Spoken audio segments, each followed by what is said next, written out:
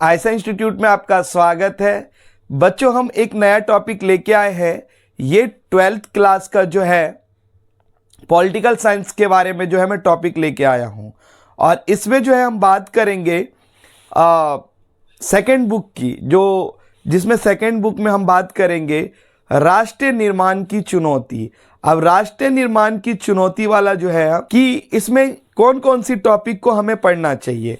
तो देखिए, इसमें जो है हमें पढ़ना चाहिए, सबसे पहले क्वेश्चन पूछा जाता है 14 और 15 मध्य रात्रि को जो है नेहरू जी ने कौन सा भाषण दिया। तो देखिए, नेहरू जी ने जो भाषण दिया उस भाषण का नाम था भाग्य वधु चिर प्रतिच्छेद भेंट।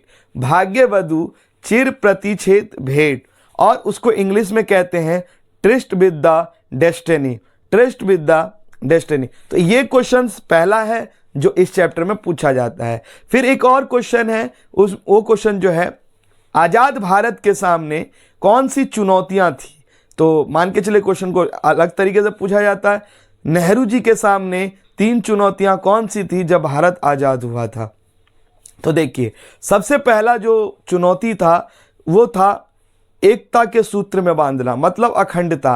क्यों था? क्योंकि भारत इतना विविधता वाला देश है, अलग अलग भाषा के लोग हैं, अलग अलग जाति के लोग हैं, और लोगों को एकजुट करना नेहरू जी के लिए बहुत डिफिकल्ट काम था। इसीलिए बोला गया कि एकता के सूत्र में बांधना चुनौती थी। दूसरा, अगर हम बात करें लोकतंत्र कायम करना, लोकतंत्र इसलिए कायम करना चुनौती थी क्योंकि आपको मैंने पहले टॉपिक में बताया कि बहुत बड़ी जनसंख्या, बहुत विशाल क्षेत्र, और उसमें अलग अलग भाषा बोलने वाले लोग, और लोकतंत्र स्थापित करना भी कोई आसान काम नहीं था। फिर उसके बाद बात करेंगे विकास और न्यायिक समाज, मतलब आर्थिक विकास और सामाजिक न्याय करना भी जो है कोई आसान काम नहीं था।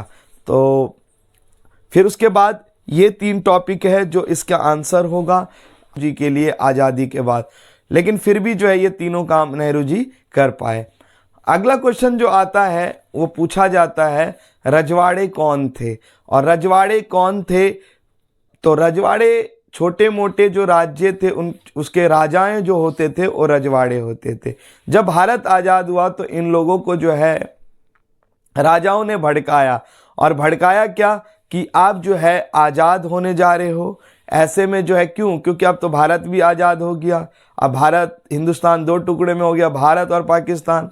तो आप चाहे जाके पाकिस्तान में मिल जाओ या आप जो है भारत के अंदर मिल जाओ, आपकी मर्जी है, आप किधर भी जा सकते हो या अलग अपना राज्य बना लो। ऐसे में कई राज्य जो है भड़क कर जो है डिमांड करने लगे नए राज्य बनाने के, जिसमें सबसे पहले थे त्रोणकोण के राजा, फिर उसके बाद आए मणिपुर के नवाब, उसके बाद आए कश्मीर, हैदराबाद, ये सब डिमांड करने लगे। और ऐसे में भारत सरकार जो है बड़े चिंतित हुए कि अगर भारत ऐसे बढ़ जाएगा तो टुकड़े टुकड़े हो जाएंगे।